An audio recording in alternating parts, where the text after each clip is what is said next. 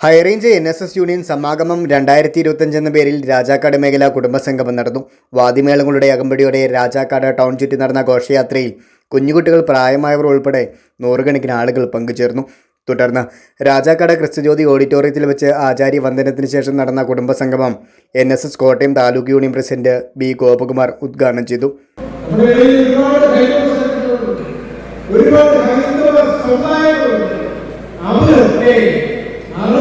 അപ്പോൾ ആരെയും ഭയപ്പെടാതെ, ഗവൺമെന്റിനെ ഭയപ്പെടാതെ,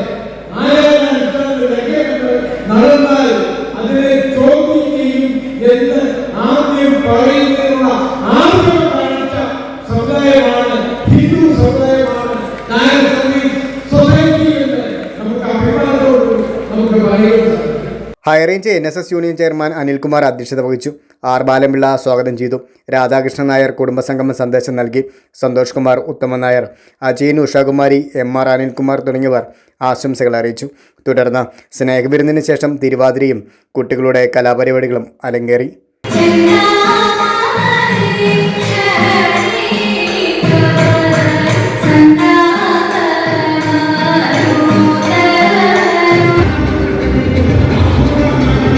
പ്രതികൂല കാലാവസ്ഥയിലും നിരവധി പേർ പങ്കെടുത്തു. Sindo Rajakkad, top media, Rajakkad.